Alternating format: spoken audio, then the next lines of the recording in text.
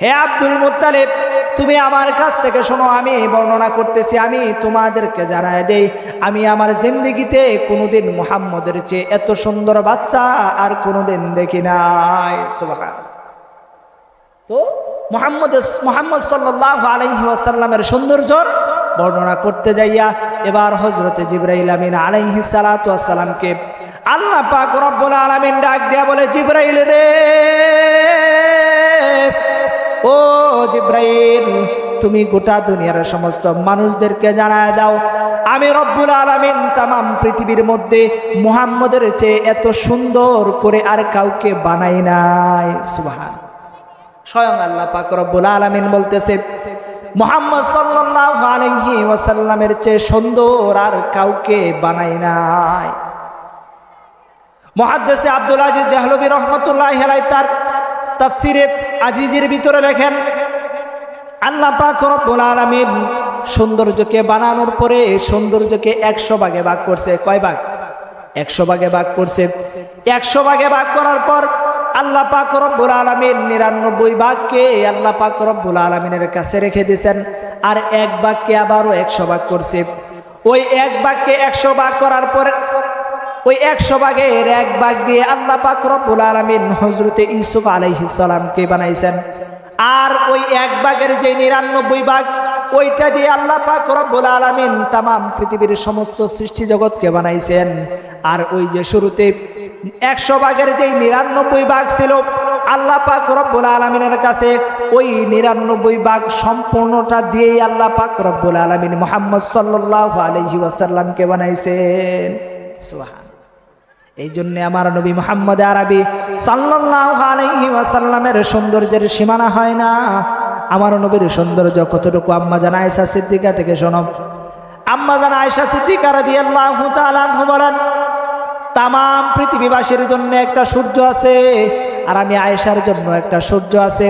তামাম পৃথিবীর সমস্ত পৃথিবীবাসীর যেই সৌন্দর্য, যেই সূর্য, ওই সূর্যটা সকালবেলা উদিত হয়, আর আমি আয়েশার সূর্য এশারের নামাজের পর আমার ঘরের ভিতরে উদিত হয়। সুবহানাল্লাহ।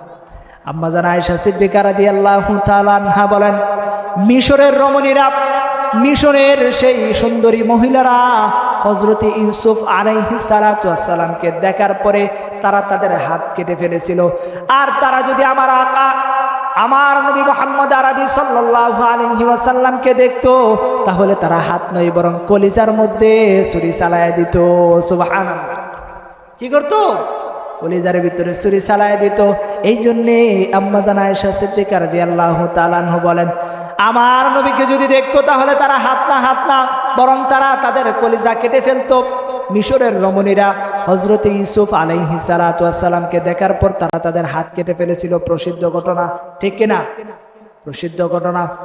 হযরত ইউসুফ আলাইহিস সালাতু ওয়াস সালামের প্রেমে জুলাইখা পাগল হয়ে গেছে, পাগল পারা হয়ে গেছে।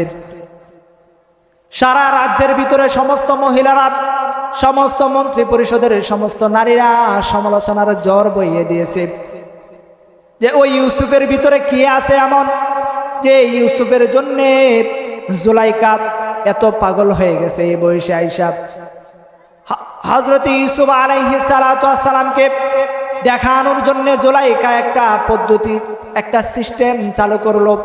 সে ওই রমণীদেরকে প্রাসাদের মধ্যে ডাকাইছে।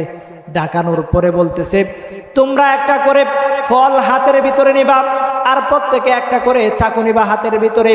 এবার হযরতে ইউসুফ আলাইহিস সালাতু ওয়াস সালামকে জুলাইখা বলল, তারা যখন ফল কাটবে তখন তুমি তাদের সামনে দিয়ে যাবে। হযরতে ইউসুফ আলাইহিস সালাতু ওয়াস সালাম ওই রমণীদের সামনে দিয়ে যখন গেল, ওই রমণীরা হযরত ইউসুফ আলাইহিস সালাতু ওয়াস সালামের চেহারার দিকে তাকাইয়া ফল কাটতেছে, এক পর্যায়ে তারা তাদের হাত কেটে ফেলেছে। সুবহানাল্লাহ। তো ওই মিশরের রমণীরা হযরত ইউসুফ আলাইহিস সালাতু ওয়াস সালামের চেহারা দেখে তারা তাদের হাত কেটে ফেলেছে। আম্মা জান আয়েশা সিদ্দিকা রাদিয়াল্লাহু তাআলা আনহা বলেন, হে দুনিয়াবাসী তোমরা শোনো, ওই মিশতালিব সে এক কারাগার, কাটলো সেটাই তোমার বহুদিন হলো পার শিবে আবু তালিব সে এক কারাগার কাটলো সেটাই তোমার বহুদিন হলো পার না খেয়ে না ঘুমে কত রাত কেঁদে কেঁদে দিন কায়েমের তোরে ধৈর্য ধরে ধরে হে রাসূল তোমাকে ভুলি আমি কেমন করে হে রাসূল তোমাকে ভুলি আমি কেমন করে শিবে আবু তালিব সে এক কারাগার কাটলো সেটাই তোমার বহুদিন হলো পার না খেয়ে না ঘুমে কত রাত কেঁদে কেঁদে দিন কায়েমের তোরে ধৈর্য ধরে ধরে হে রাসূল তোমাকে ভুলি আমি কেমন করে হাজারো ব্যথা বেদনার পরে ফিরে আসনি তুমি আপন ঘরে হে রাসূল তোমাকে ভুলি আমি কেমন করে হে রাসূল তোমাকে ভুলি আমি কেমন করে। আলহামদুলিল্লাহ, বাল্লা ও আলোয়াকান্দি যুব সমাজের উদ্যোগে আয়োজিত ষষ্ঠ বার্ষিকী ইসলামী মহাসম্মেলন, উক্ত সম্মেলনে সভাপতিত্ব করছেন আলহাজ জনাব ডাক্তার আব্দুর রশিদ সাহেব, উদ্বোধক আলহাজ আমজাদ হোসেন কাজল, প্রধান অতিথি হিসাবে আলহাজ আফাজউদ্দিন কিরণ, বিশিষ্ট ব্যবসায়ী ও সমাজসেবক আলোয়াকান্দি। আজকের মাহফিলে প্রধান বক্তা হাফেজ মাওলানা আশিকুর রহমান আরেফি, বিশেষ আলোচকবৃন্দ হাফেজ মাওলানা ফয়সাল সাদিব, মাওলানা আওলাদ হোসেন আরিফি, বন্ধুবর মাওলানা মুফতি নূর হোসেন সাদিক, হজরত মাওলানা মুফতি মুনিরুল ইসলাম সাদেকি। এর আগে আলোচনা করতেছিলেন মাওলানা সিয়ামাল আজাদ মির্জাপুরী। বাদ জোহর থেকে ধারাবাহিকভাবে কোরআন ও হাদিস থেকে তাফসির চলতেছিল, শেষ অধিবেশন পর্যন্ত তাফসির চলবে ইনশাআল্লাহ। আমা তৌফিক ইল্লা বিল্লাহ। আমার সামনে উপস্থিত শ্রদ্ধাভাজন সম্মানিত মুরব্বিয়ান নিজাম, পর্দানশীন মা বোনেরা, আমি আপনাদের সম্মুখে পবিত্র কালামুল্লাহ শরীফ থেকে ছোট্ট একখানা আয়াতে কারিমা তিলাওয়াত করেছি। তিলাওয়াতকৃত আয়াতের মধ্যে আল্লাহ পাক রব্বুল আলামিন তামাম সৃষ্টিজীবকে উদ্দেশ্য করে একটা নির্দেশ দিয়েছেন, একটা ঘোষণা দিয়েছেন, একটা আদেশ দিয়েছেন। সে আদেশটা হলো আমরা দুনিয়াতে চলতে ফিরতে কিভাবে চলবো, কাকে অনুসরণ করব, কাকে আইডল মানব, কাকে আদর্শ মানব, আমাদের আইডল আদর্শ কেমন হবে, কে আমাদের আদর্শ হওয়ার যোগ্য, এর নির্দিষ্ট একটা ইঙ্গিত দিয়ে রব্বুল আলামিন তার পবিত্র কালামুল্লাহ শরীফের মধ্যে জানায় দেয়। আমি রাসূল করিম সাল্লাল্লাহু আলাইহি ওয়াসাল্লামের অসংখ্য অমীয় হাদিস হইতে ছোট্ট একখানা হাদিস আপনাদের মাঝে পাঠ করেছি। আল্লাহ পাক রব্বুল আলামিন যদি আমাকে তৌফিক দান করেন, উক্ত আয়াত আর হাদিসকে সামনে রেখে অল্প কিছু সময় আপনাদের সাথে মুযাকারা করব। আমা তৌফিক ইল্লা বিল্লাহ। আল্লাহ পাক রব্বুল ইজ্জত আমাদেরকে উদ্দেশ্য করে বলতেছেন তার পবিত্র কালামুল্লাহ শরীফের ভিতরে, লাকাদ কানা লাকুম ফি রাসূলিল্লাহি উসওয়াতুন হাসানাহ।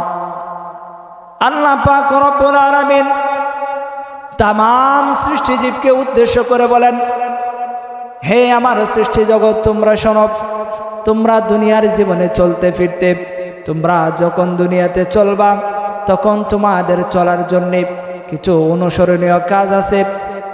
তোমাদেরকে এমন একজনকে তোমাদের আইডল হিসাবে, আদর্শ হিসাবে, মডেল হিসাবে আমি রব্বুল আলামিন সিলেক্ট করেছি, যেই নবীর উসিলায়, যেই নবীকে আল্লাহ পাক রব্বুল আলামিন মুহাব্বত করে মায়া করে, আল্লাহ পাক রব্বুল আলামিন মুহাব্বত করে মায়া করে অত্যন্ত মুহাব্বতের সাথে আল্লাহ পাক রব্বুল আলামিন জানায় দেয়, হে আমার বান্দা বান্দিরা, তোমরা শোনো, লাকাদ কানা লাকুম ফি রাসূলিল্লাহি উসওয়াতুন হাসানাহ। হে দুনিয়ার মানুষ, তোমরা শোনো, আমি রব্বুল আলামিন তোমাদের জন্য মুহাম্মদে আরবি সাল্লাল্লাহু আলাইহি ওয়াসাল্লামকে গোটা সৃষ্টিজীবের জন্য আদর্শ হিসেবে পাঠালাম। তামাম সৃষ্টি জগতের জন্য আল্লাহ পাক রব্বুল আলামিন মুহাম্মদে আরবি সাল্লাল্লাহু আলাইহি ওয়াসাল্লামকে আদর্শ হিসেবে পাঠালেন। আল্লাহ পাক রব্বুল আলামিন দুনিয়ার সমস্ত মানুষদেরকে উদ্দেশ্য করে বলেন, তোমরা যখন দুনিয়াতে চলবা, দুনিয়ায় চলার ক্ষেত্রে তোমাদের আদর্শের প্রয়োজন হবে, তোমাদের মডেলের দরকার আছে, তোমাদের অনুসরণীয় ব্যক্তির দরকার আছে। এই জন্য আল্লাহ পাক রব্বুল আলামিন মুহাম্মদ আরবি সাল্লাল্লাহু আলাইহি ওয়াসাল্লামকে আমাদের জন্য মডেল হিসাবে আল্লাহ পাক রব্বুল আলামিন পাঠিয়ে দিয়েছেন। আল্লাহ পাক রব্বুল আলামিনের রুবুবিয়ত যতটুকু পর্যন্ত, আমাদের নবী মুহাম্মদ আরবি সাল্লাল্লাহু আলাইহি ওয়াসাল্লামের নবুয়ত ততটুকু পর্যন্ত। আমার নবী মুহাম্মদ আরবি সাল্লাল্লাহু আলাইহি ওয়াসাল্লাম তামাম সৃষ্টিজীবের জন্য নবী। আমার নবী শুধু আসমানের নবী না, আমার নবী শুধু জমিনের মানুষদের নবী না, আমার নবী মুহাম্মদ আরবি সাল্লাল্লাহু আলাইহি ওয়াসাল্লাম হলেন তামাম সৃষ্টি জগতের সমস্ত সৃষ্টিজীবের জন্য আইডল, আদর্শ। আল্লাহ পাক রব্বুল আলামিনের এই ইশারার দ্বারা, এই ইঙ্গিতের দ্বারা যেটা বোঝা যায় সেটা হলো, আল্লাহ পাক রব্বুল আলামিন আমাদেরকে জানায় দেয়, আমি আমার নবীকে নবুয়ত দিয়েছি, তোমরা জেনে রাখো, আমি রবের রুবুবিয়ত যতটুকু পর্যন্ত, আমার বন্ধু মুহাম্মদ আরবি সাল্লাল্লাহু আলাইহি ওয়াসাল্লামের নবুয়ত ততটুকু পর্যন্ত। হযরতে মুহাম্মদ আরবি সাল্লাল্লাহু আলাইহি ওয়াসাল্লাম তামাম সৃষ্টিজীবের জন্য নবী, শুধু আসমানের নবী না, শুধু জমিনের নবী না।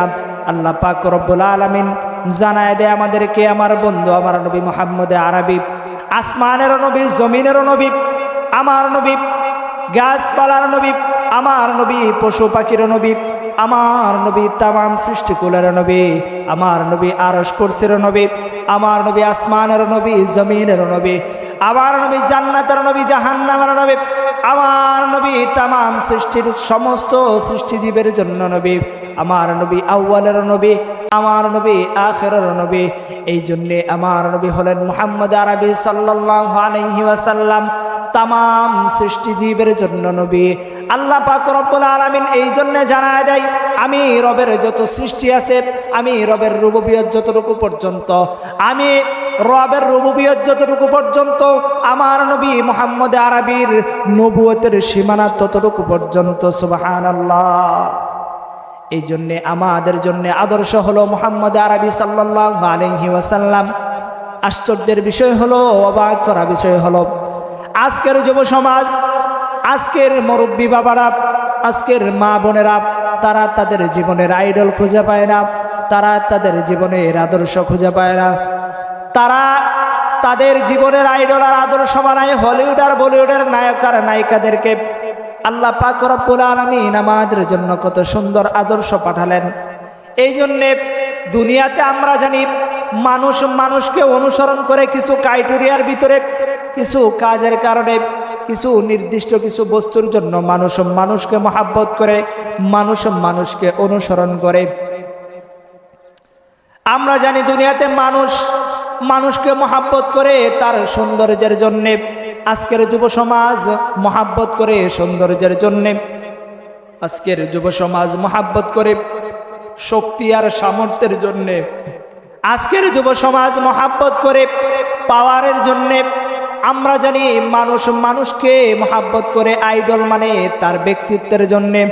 আমরা জানি মানুষকে মহাব্বত করে তার ক্ষমতার জন্যে, তার টাকার জন্যে। আমরা জানি মানুষকে অনুসরণ করে তার ব্যক্তিগত স্বার্থের জন্যে। মানুষকে মহাব্বত করে তার ক্ষমতার জন্যে। এই জন্যে আল্লাহ পাক রব্বুল আলামিন তামাম পৃথিবীর সমস্ত সৃষ্টিজীবকে উদ্দেশ্য করে বলেন, আমি রব্বুল আলামিন তোমাদের জন্য একটা আদর্শ পাঠালাম, একজন আদর্শনীয় অনুসরণীয় বান্দা পাঠালাম। আমার নবী মুহাম্মদ আরবি সাল্লাল্লাহু আলাইহি ওয়াসাল্লামকে তোমাদের জন্য পাঠালাম।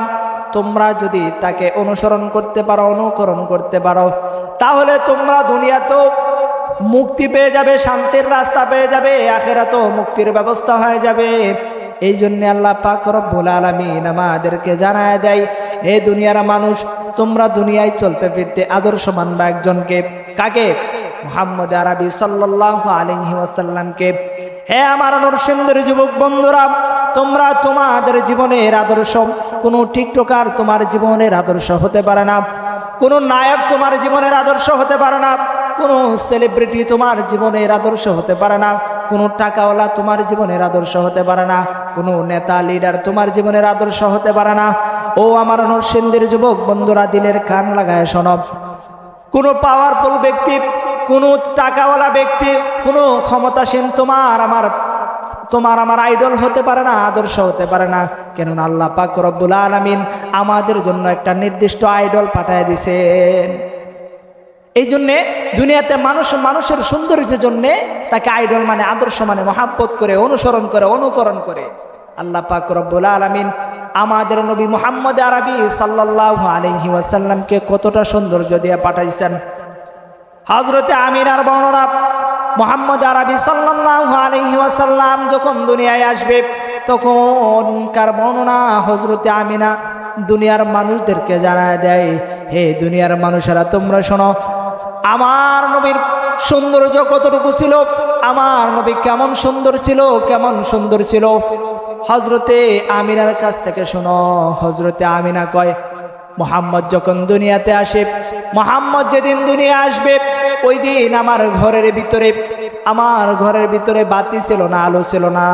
কুফির মধ্যে, লম্পর মধ্যে, কোন এলাকায় বলে হারিকেনের মধ্যে, ওই হারিকেনের মধ্যে তেল ছিল না, অন্ধকার ঘর। মুহাম্মদ আরবি সাল্লাল্লাহু আলাইহি ওয়াসাল্লাম যেদিন দুনিয়ায় আসবে, হযরতে আমিনা বলেন, মুহাম্মদ যেদিন দুনিয়ায় আসবে, মুহাম্মদ যখন দুনিয়ায় আসলো, দুনিয়ায় পদার্পণ করলো, সাথে সাথে মুহাম্মদ যখন জমিনের মধ্যে পদার্পণ করলো, জমিনের মধ্যে আসলো, দুনিয়ায় আসলো।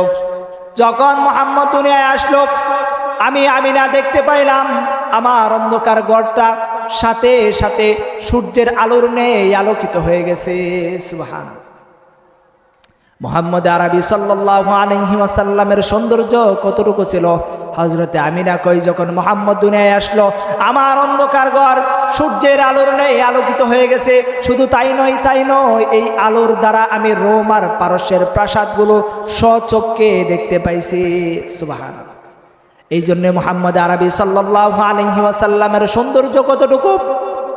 মুহাম্মদ আরবি সাল্লাল্লাহু আলাইহি ওয়াসাল্লামকে মক্কা থেকে নেওয়ার জন্য হালিমাতুস সাদিয়া আসছে। আগেকার জমানার সিস্টেম ছিল, পদ্ধতি ছিল, সিকোয়েন্স ছিল।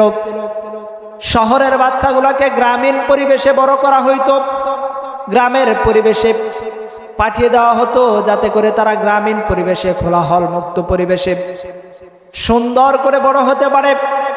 হযরতে হালিমাতুস সাদিয়া আসছে বাচ্চা নেওয়ার জন্য।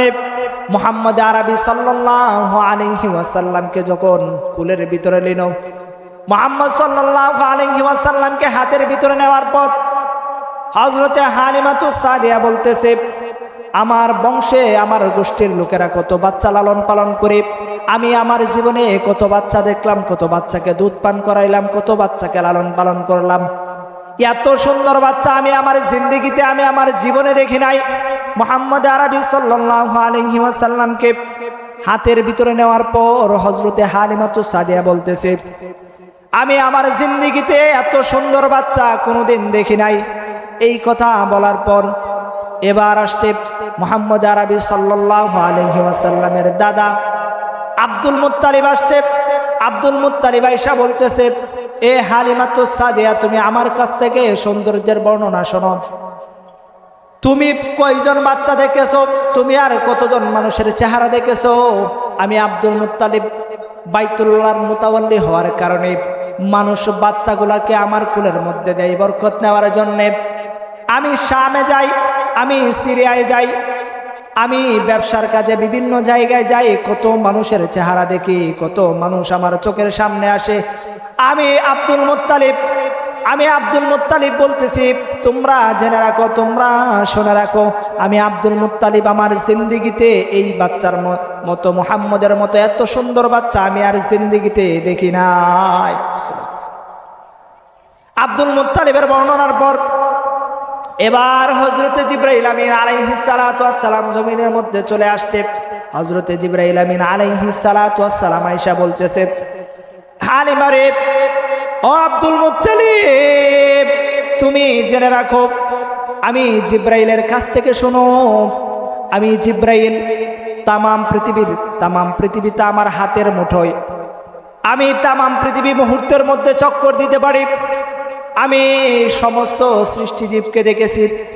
আমি হযরতে আদম আলাইহিস সালামকে জান্নাতের ভিতরে দেখেছি, আমি হযরতে হাওয়াকে জান্নাতের ভিতরে দেখেছি, আমি হযরতে নূহ নবীকে কিস্তির ভিতরে দেখেছি, নৌকার মধ্যে দেখেছি, আমি হযরতে ইব্রাহিম খলিলুল্লাহকে আগুনের ভিতরে দেখেছি, আমি হযরতে ইউনুস নবীকে মাছের পেটে দেখেছি, আমি হযরতে সুলাইমান নবীকে সিংহাসনে দেখেছি, আমি হযরতে দাউদ নবীর কণ্ঠ শুনেছি, আমি হযরতে ঈসাকে দেখেছি, আমি হযরতে ইউসুফ আলাইহিস সালাতু ওয়াস সালামকে কুয়ার মধ্যে হাত দ্বারা ধরে রেখেছিলাম, আমি হযরতে ঈসাকে তার মায়ের কোলে দেখেছি। হে আব্দুল মুত্তালিব, তুমি আমার কাছ থেকে শোনো, আমি বর্ণনা করতেছি, আমি তোমাদেরকে জানায় দেই, আমি আমার জিন্দেগিতে কোনোদিন মুহাম্মদের চেয়ে এত সুন্দর বাচ্চা আর কোনোদিন দেখি নাই। সুবহানাল্লাহ। তো মুহাম্মদ সাল্লাল্লাহু আলাইহি ওয়াসাল্লামের সৌন্দর্যর বর্ণনা করতে যাইয়া এবার হযরতে জিবরাইল আমিন আলাইহিস সালাতু ওয়াস সালামকে আল্লাহ পাক রব্বুল আলামিন ডাক দিয়া বলে, জিবরাইল রে, ও জিবরাইল, তুমি গোটা দুনিয়ার সমস্ত মানুষদেরকে জানায় দাও, আমি রব্বুল আলামিন তামাম পৃথিবীর মধ্যে মুহাম্মদের চেয়ে এত সুন্দর করে আর কাউকে বানাই নাই। সুবহানাল্লাহ। স্বয়ং আল্লাহ পাক রব্বুল আলামিন বলতেছে, মুহাম্মদ সাল্লাল্লাহু আলাইহি ওয়াসাল্লামের চেয়ে সুন্দর আর কাউকে বানাই নাই। মুহাদ্দিস আব্দুল আজিজ দেহলভী রাহমাতুল্লাহি আলাইহি তার তাফসীরে আজিজের ভিতরে লেখেন, আল্লাহ পাক রব্বুল আলামিন সৌন্দর্যকে বানানোর পরে সৌন্দর্যকে 100 ভাগে ভাগ করছে। কয় ভাগ? 100 ভাগে ভাগ করছে।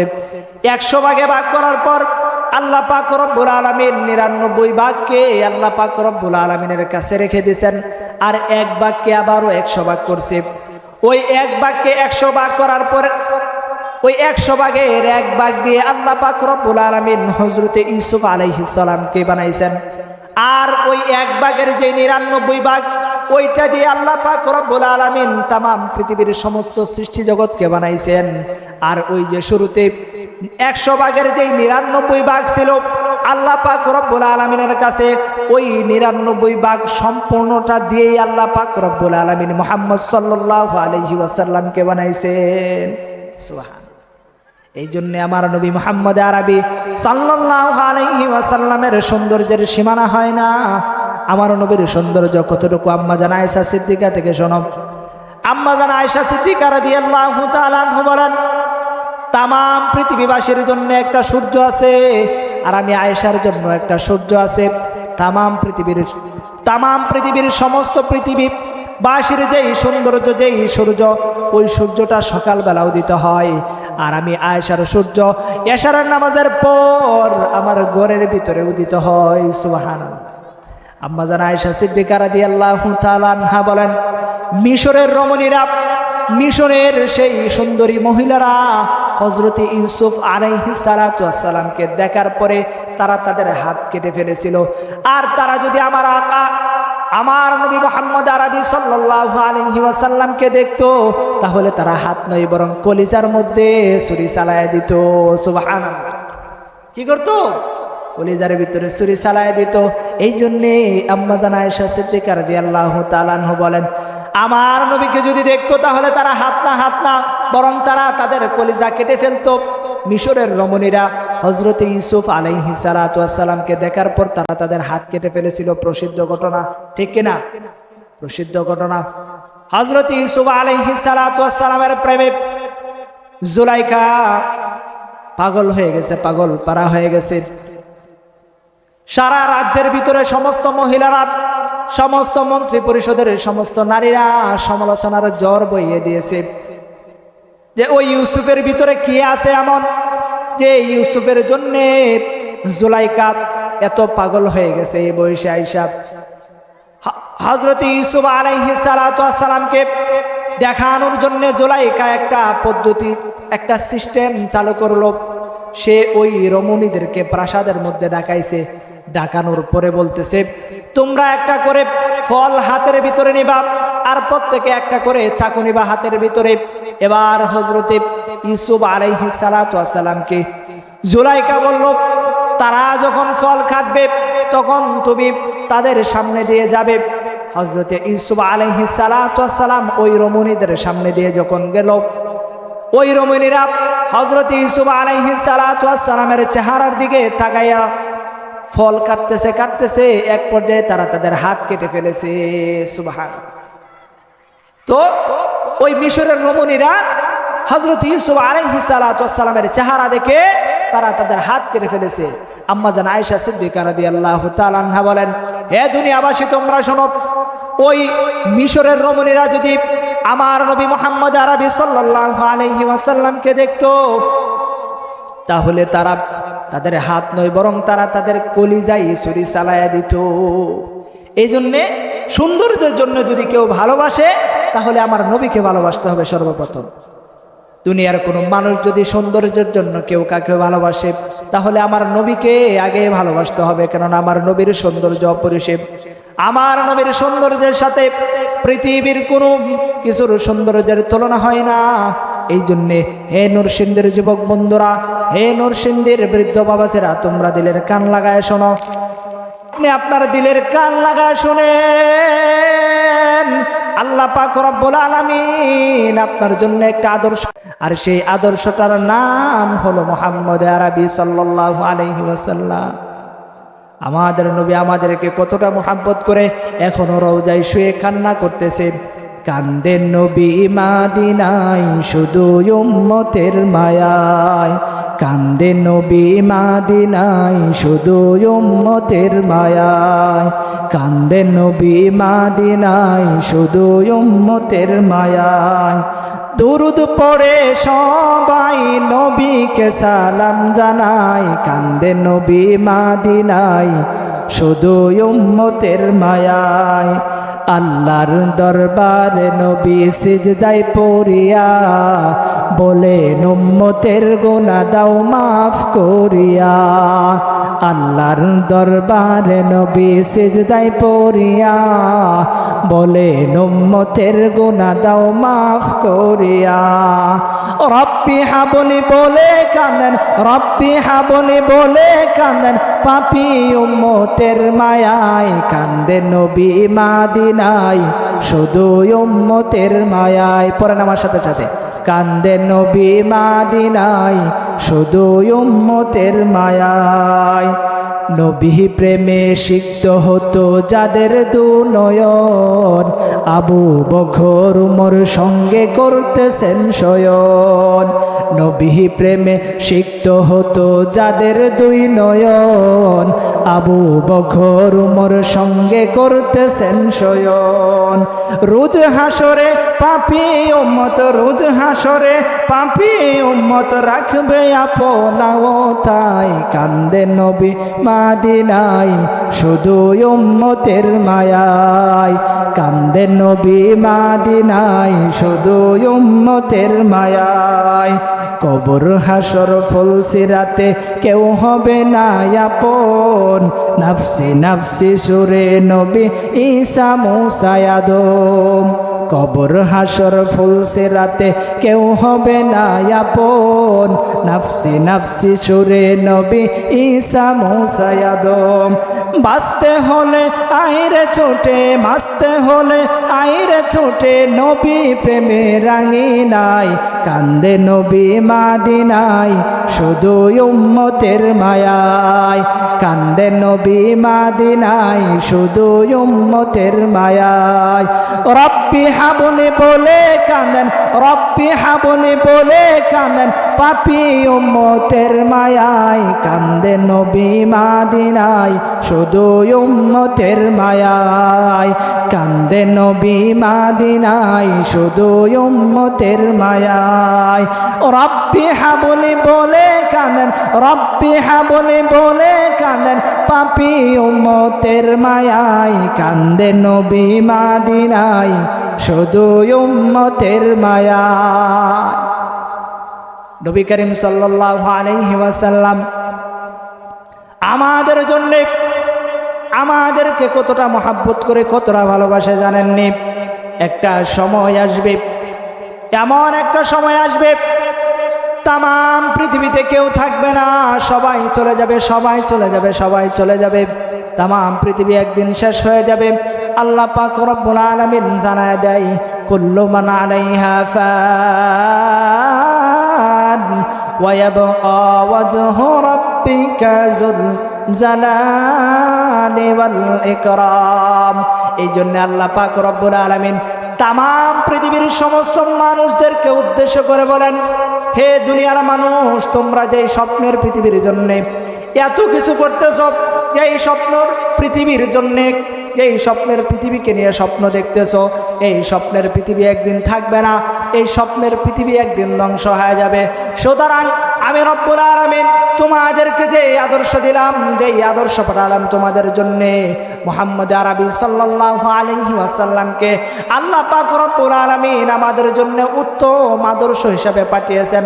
সুতরাং মুহাম্মদ আরবি সাল্লাল্লাহু আলাইহি ওয়াসাল্লামের সুন্নাহকে যদি আমরা অনুসরণ করতে পারি, আল্লাহ পাক রব্বুল আলামিন আমাদেরকে জানায় দেয়, আমাদেরকে গ্যারান্টি দেয়, হে দুনিয়ার মানুষ তোমরা শোনো, তোমরা যদি মুহাম্মদ আরবি সাল্লাল্লাহু আলাইহি ওয়াসাল্লামকে তোমাদের জীবনের আদর্শ হিসাবে মেনে নিতে পারো, তাহলে তোমরা তোমাদের দুনিয়াও শান্তি পেয়ে যাবে, দুনিয়ায় শান্তির রাস্তা পেয়ে যাবে, আখিরাতে মুক্তির ব্যবস্থা আমি রব নিজে তোমাদেরকে করে দেব। সুবহান। দুনিয়াতে যারা এই মুহাম্মদ আরবি সাল্লাল্লাহু আলাইহি ওয়াসাল্লামকে তাদের জীবনের আদর্শ হিসাবে, নেতা হিসাবে, আইডল হিসাবে মেনে নিয়েছে, আল্লাহ পাক রব্বুল আলামিন তাদেরকেই দুনিয়াতেও চমকায় দিয়েছেন, আখিরাতেও আল্লাহ তাদেরকে মুক্তির ব্যবস্থা করে দিয়েছেন। ঠিক কিনা? এই জন্য আল্লাহ পাক রব্বুল আলামিন সাহাবায়ে কেরাম যেমনি ভাবে মুহাম্মদ আরবি সাল্লাল্লাহু আলাইহি ওয়াসাল্লামকে ভালোবাসছেন, মহাব্বত করছেন, আমাদেরকে ওইভাবে ভালোবাসতে হবে। ঠিক কিনা? আমরা যদি সৌন্দর্যের জন্য মহাব্বত করতে চাই, তাহলে মুহাম্মদ সাল্লাল্লাহু আলাইহি ওয়াসাল্লাম প্রথম হকদার, ভালোবাসার আইডল মানার, আদর্শ মানার। আমরা যদি ক্ষমতার জন্য ভালোবাসতে চাই, তাহলে মুহাম্মদ আরবি সাল্লাল্লাহু আলাইহি ওয়াসাল্লাম হলো সর্বপ্রথম ভালোবাসার হকদার, সর্বপ্রথম আইডল আর আদর্শের হকদার।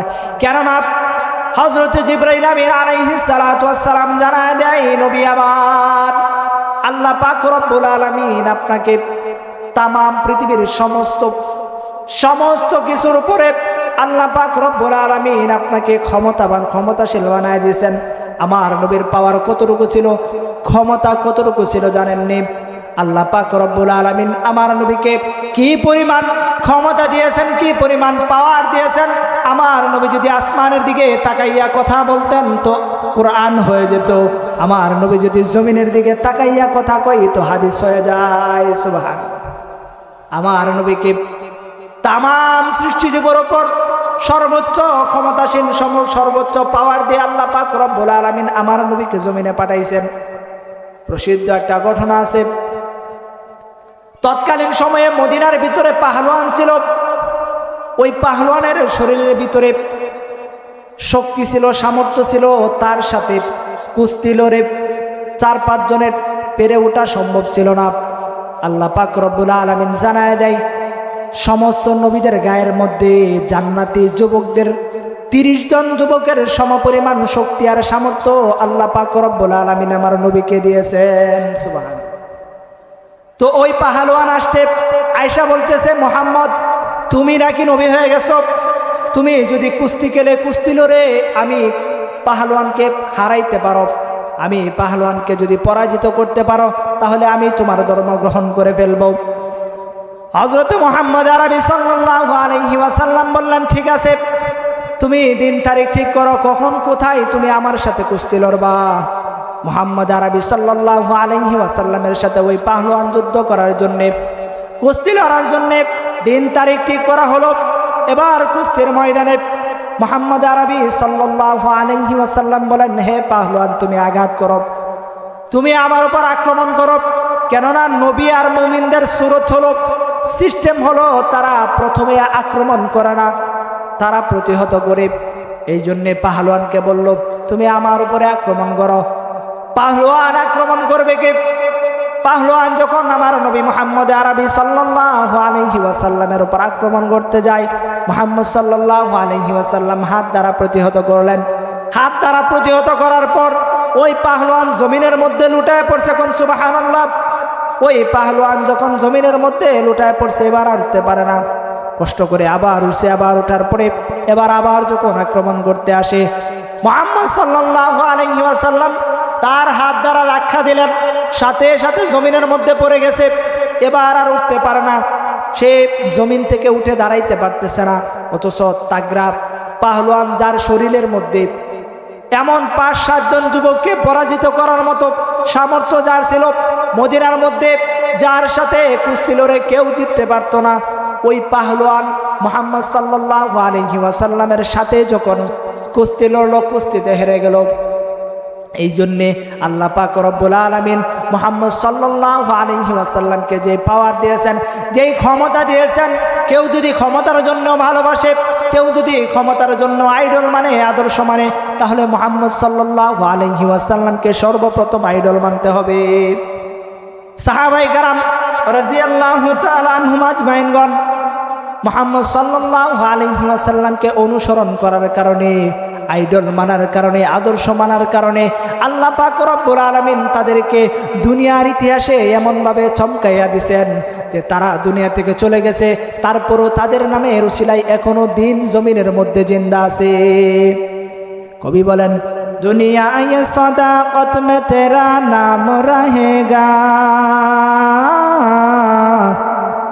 सिद्दीक तेरे नाम से इस्लाम रहेगा।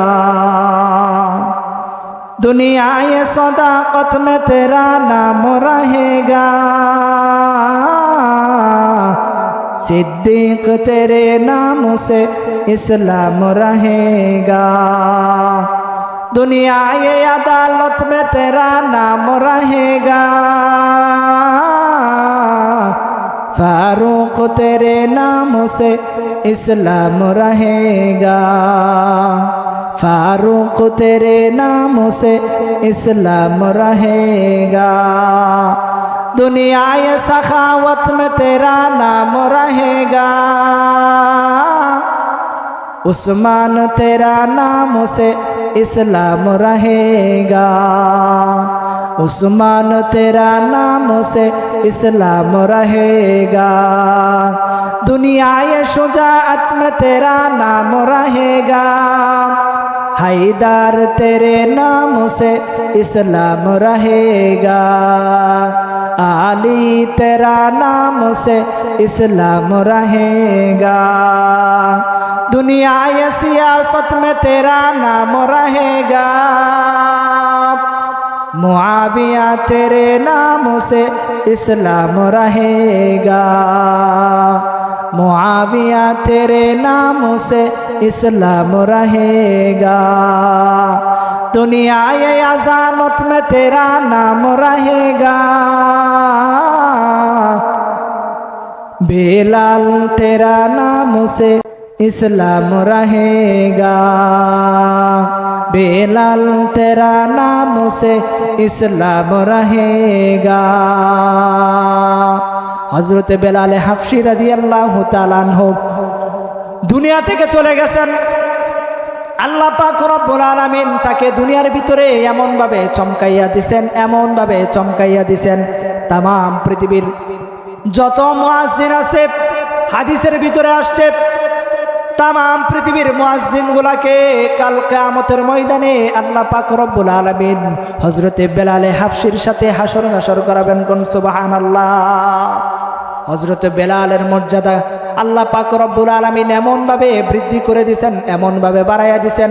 মুহাম্মদ আরবি সাল্লাল্লাহু আলাইহি ওয়াসাল্লাম মেরাজের রজনীতে যখন জান্নাত ভ্রমণ করতেছিলেন, তখন মুহাম্মদ সাল্লাল্লাহু আলাইহি ওয়াসাল্লাম জান্নাতের ভিতরে হযরতে বেলালের পায়ের শব্দ শুনতে পাইছেন। কোন সুবহানাল্লাহ। হযরতে বেলাল মুহাম্মদ সাল্লাল্লাহু আলাইহি ওয়াসাল্লামকে এমন ভাবে অনুসরণ করছে। মেরাজ থেকে ফিরে আসার পর হযরতে বেলাল রাদিয়াল্লাহু তাআলা আনহুকে মায়ার নবী মুহাম্মদ আরবি সাল্লাল্লাহু আলাইহি ওয়াসাল্লাম ডাক দেয়া কয়, বেলাল রে, তুমি কি এমন আমল করো, কি এমন আমল করো? হযরতে বেলাল মুহাম্মদ সাল্লাল্লাহু আলাইহি ওয়াসাল্লামকে উত্তর দিলেন, নবী আমার, আমি আপনার সুন্নতের অনুসরণ করি। হযরতে বেলাল রাদিয়াল্লাহু তাআলা আনহু দেখতে সুন্দর ছিলেন না। হযরতে বেলাল রাদিয়াল্লাহু তাআলা আনহু কালো কুৎসিত ছিল। তার মাথার চুল ছিল চোকরানো, কুকরানো কুকরানো, ঠোঁটগুলো ছিল ঝোলানো, হাতের আঙ্গুল, হাত পায়ের আঙ্গুলগুলা ছিল ফাটা।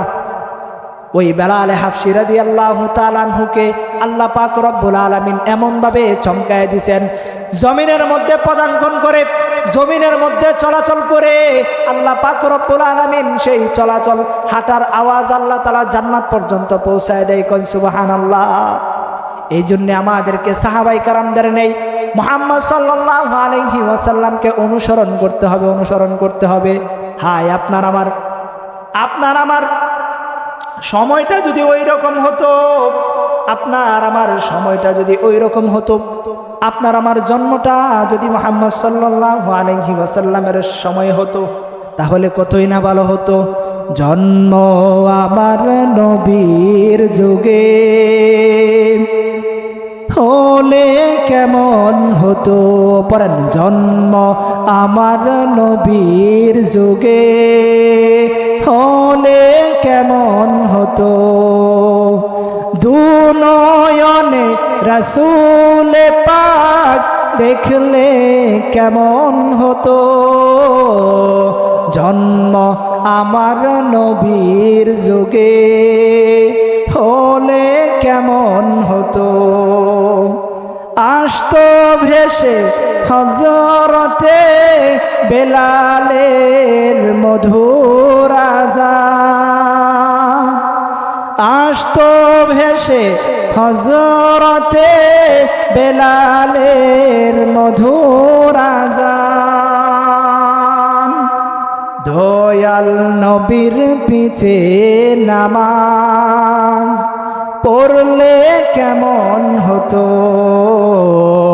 জন্ম আমার নবীর যুগে হলে কেমন হতো।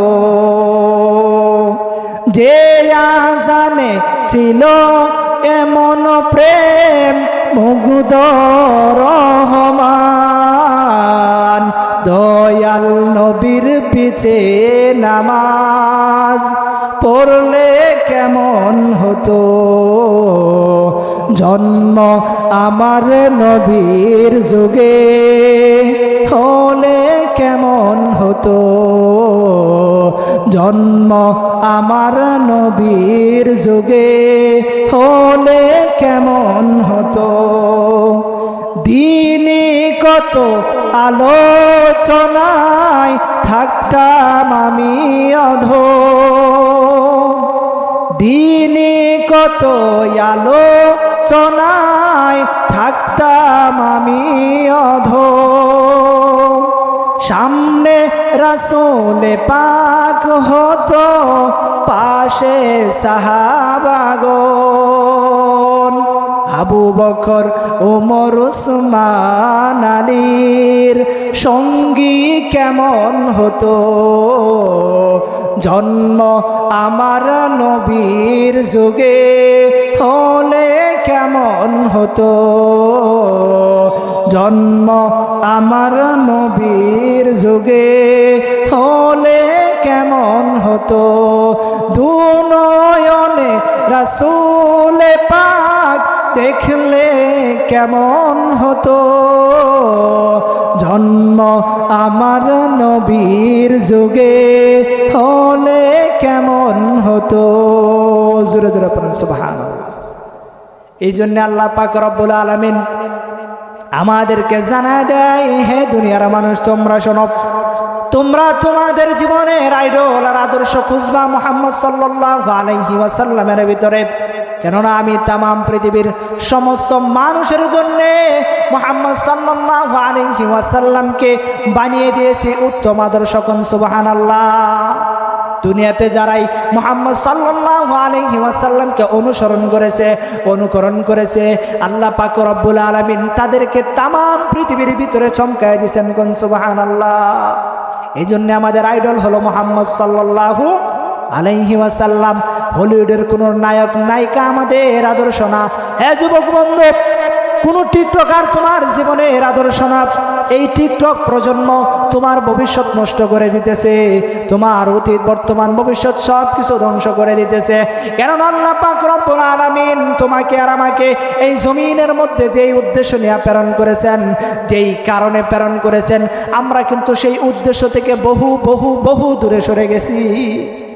এই জন্য কাল কিয়ামতের ময়দানে জবাবদিহিতার চিন্তা ভাবনা যদি কারো অন্তরের মধ্যে একবার ঢুকে যায়, তাহলে সে কোনোদিন দুনিয়ায় নাফরমানি করতে পারে না। এই জন্য আল্লাহ পাক রব্বুল আলামিন আমার নবীর ক্ষমতা কত জানেন? হযরত মুহাম্মদ সাল্লাল্লাহু আলাইহি ওয়াসাল্লামকে একদিন আবু জাহেল আয়েশা বলতেছে, বাতিজা মুহাম্মদ, আমার হাতের ভিতরে কি আছে তুমি যদি বলতে পারো তাহলে আমি মুসলমান হয়ে যাব, ইসলাম ধর্ম গ্রহণ করে নিব। মুহাম্মদ সাল্লাল্লাহু আলাইহি ওয়াসাল্লামের ক্ষমতা কত শোনেন। মুহাম্মদ সাল্লাল্লাহু আলাইহি ওয়াসাল্লাম আবু জাহেলকে ডাক দেয়া কই, চাচা আপনার হাতের ভিতরে কি আছে সেটা কি আমি মুহাম্মদ জবান দ্বারা বলবো, নাকি আপনার হাতের ভিতরে যেই জিনিস আছে তারা তাদের জবান দ্বারা বলবে? সুবহানাল্লাহ। আবু জাহেল এবার ডাক দেয়া কই, বাতিজা আমার হাতের ভিতরে যেই জিনিস আছে তারা যদি বলতে পারে তাহলে আরো ভালো হয়। এবার মুহাম্মদ সাল্লাল্লাহু আলাইহি ওয়াসাল্লাম হাতের ভিতরে তাকা কয়েকটা কঙ্কর, কয়েকটা পাথর। মুহাম্মদ সাল্লাল্লাহু আলাইহি ওয়াসাল্লামকে ডাক দেয়া কই, আসসালাতু ওয়াসসালামু আলাইকা ইয়া রাসূলুল্লাহ। ও নবীজি, আমরা আবু জাহেলের হাতের মুষ্টির ভিতরে কয়েকটা পাথরের কঙ্কর। কোন সুবহানাল্লাহ। এই হলো আমার নবীর ক্ষমতা, আমার নবীর পাওয়ার।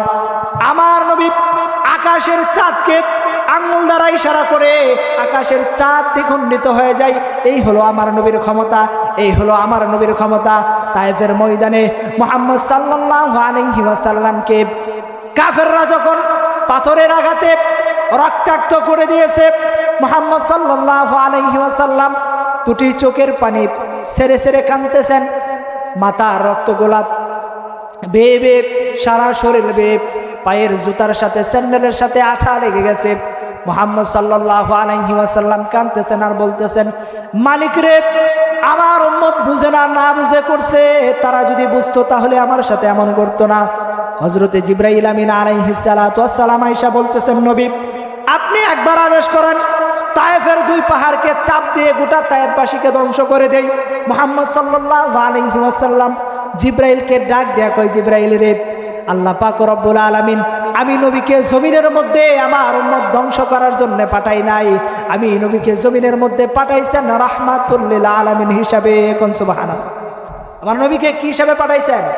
রাহমাতুল লিল আলামিন হিসাবে, আমাদের জন্য রহমত স্বরূপ আমাদের নবী। এই জন্যে আমাদের জীবনের উত্তম আদর্শ হলো মুহাম্মদ সাল্লাল্লাহু আলাইহি ওয়াসাল্লাম। একটা হাদিস আপনাদের ভিতরে পাঠ করেছিলাম, মান আহাব্বা সুন্নতি ফাকাদ আহাব্বানি ওয়া মান আহাব্বানি কানা মাই ফিল জান্নাহ। আল্লাহর নবী মুহাম্মদ আরবি সাল্লাল্লাহু আলাইহি ওয়াসাল্লাম জানায় দেয়, হে উম্মত তোমরা শুনে রাখো, মান আহাব্বা সুন্নতি, যে আমি নবীর সুন্নতকে মহব্বত করে, আমি নবীর সুন্নতকে ভালোবাসে, অনুসরণ করে, অনুকরণ করে, মান আহাব্বা সুন্নতি ফাকাদ আহাব্বানি ওয়া মান আহাব্বানি কানা মাই ফিল জান্নাহ, যে আমি নবীর সুন্নতকে মহব্বত করলো সে যেন আমি নবীকে মহব্বত করলো, আর যে আমি নবীকে কেনা হলো জান্নাত। এই জন্য আমাদের উত্তম আদর্শ হলো মুহাম্মদ সাল্লাল্লাহু আলাইহি ওয়াসাল্লাম। আমাদের উত্তম আদর্শকে মুহাম্মদ সাল্লাল্লাহু আলাইহি ওয়াসাল্লাম। এই জমিনের মধ্যে আমরা যদি মুহাম্মদ সাল্লাল্লাহু আলাইহি ওয়াসাল্লামকে নিজেদের জীবনের উত্তম আদর্শ হিসাবে গ্রহণ করতে পারি, তাহলে আল্লাহ পাক রব্বুল আলামিন আমাদের জন্য দুনিয়াটাকে সহজ করে দিবেন, আখিরাতে জান্নাতের মুক্তির ব্যবস্থা করে দিবেন। সুবহানাল্লাহ।